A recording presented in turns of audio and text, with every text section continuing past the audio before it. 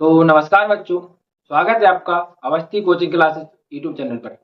आज हम पढ़ने वाले क्लास 10th का मोस्ट इम्पोर्टेंट चैप्टर त्रिकोणमिति यानी ट्रिग्नोमेट्री। यानी यह सवाल क्लास यानी इस चैप्टर से 5 नंबर का आना है बोर्ड एग्जाम में।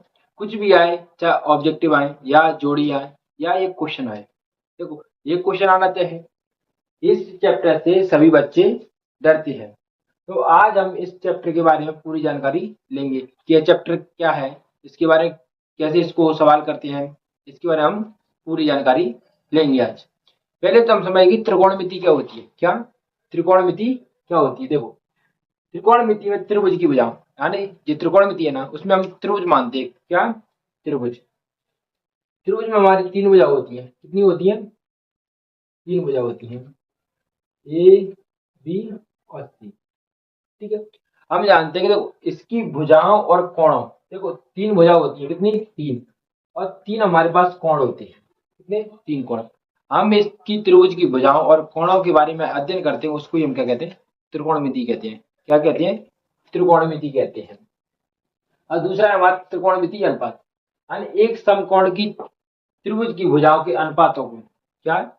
एक समकोण त्रिभुज है, उसकी भुजाएं और जो न्यून कोण है, क्या न्यून कोणों के सापेक्ष, ये हमारे क्या है? दो न्यून कोण है। न्यून कोण के सापेक्ष जो कोण बनते हैं उनके बारे में हम अध्ययन करते हैं, उसको हम क्या कहते हैं? त्रिकोणमिति अनुपात कहते हैं। अब हम देखें, जो त्रिभुज है ना हमारे पास, जो समकोण बनना है, समकोण के सामने वाली भुजा को हम कहते हैं कर्ण। क्या कहते हैं? कर्ण। और यह सबसे बड़ी भुजा होती है, माने समकोण त्रिभुज की सबसे बड़ी भुजा कौन सी होती है? कर्ण होती है, सबसे बड़ी या लंबी।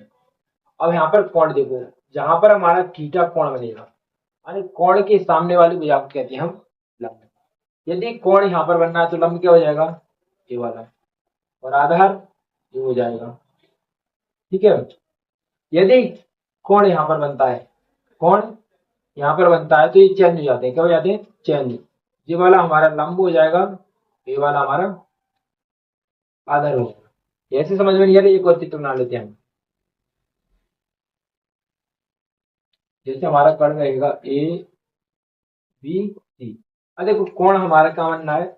अब यहाँ पर नहीं, यहाँ पर बनना है। अब हमारा कोण यदि यहाँ पर बनता है थीटा, तो जी क्या हो जाएगा? हमारा लंब। जी क्या हो जाएगा? हमारा कर्ण। ये क्या है? समकोण। समकोण के सामने वाली भुजा हमेशा कर्ण होती है और कोण थीटा के सामने वाली भुजा हमेशा लंब होती है। तो हमारी जो भाषा लिखी है ना, समकोण त्रिभुज में नील कोण के सम्मुख भुजा क्या होती है? लंब होती है। क्या होती है? लंब। अब त्रिकोणमिति अनुपात को हमने 6 अनुपातों में बांटा है हमेशा। कितने में? 6 अनुपात में। पहला होता है साइन, दूसरा होता है कॉस, तीसरा होता है टेन, हमारा चौथा होता है कॉसेक, पांचवा होता है सेक और छठवा होता है कॉट। यानी हम ये है ना हमारे पास 6 त्रिकोणमिति अनुपात, इनसे ही हमारा पूरा जो चैप्टर 8 है ना, वो इन्हीं पर आधारित है पूरा। हम इनके सभी के फॉर्मूला जानते हैं। यानी त्रिभुज में तीन भुजा होती है, दो ही आइडेंटिटी हमारे पास इनसे आ जाती है। किससे? किसी भी अनुपात से हमारे पास दो मान आ जाते हैं त्रिभुज के। अब इनके हम फॉर्मूले लिखते हैं। फॉर्मूला अरे को सिंपल तो याद नहीं होते, जैसे साइन थीटा बराबर क्या होता है? लंब बटे कर्ण होता है। क्या होता है? लंब बटे कर्ण। तो हम एक इसमें ट्रिक लाए हैं। ट्रिक क्या है? लाल बटे कक्का। देखो हमारे पास तीन वर्ड है। कितने? तीन वर्ड है।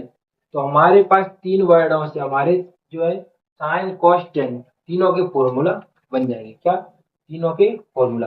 एल से होता है हमारा लंब, के से होता है हमारा कर्ण, ए से होगा हमारा आधार। तो साइन का क्या हो जाएगा? लंब बटे कर्ण। दूसरा होता है हमारा कॉस थीटा। क्या होता है?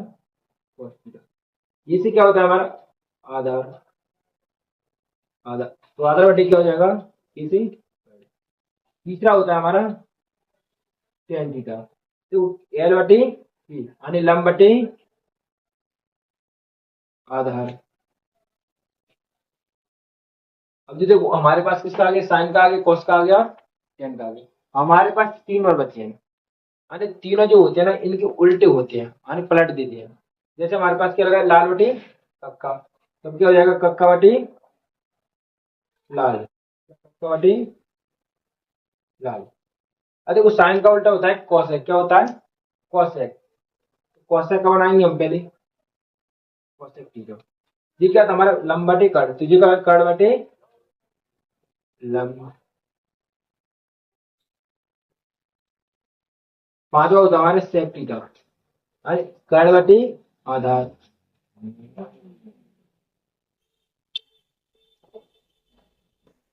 और जो होता हमारा कॉट थीटा, अरे आधार बटे कर्ण, आधार बटे क्या होता है लंब। यदि हमको ये छह फॉर्मूला याद है, क्या, यदि हमको छह फॉर्मूला याद है तो हमारा इस चैप्टर से एक भी नंबर नहीं कटेगा बोर्ड एग्जाम में।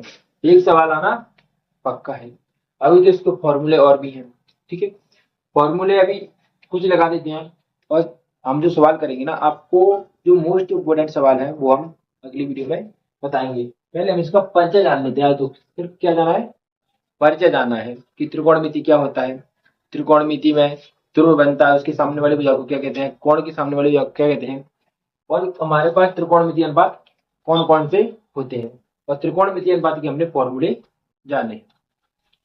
हमारे पास कुछ फॉर्मूले और होते हैं, उनको हम अभी जान लेते हैं।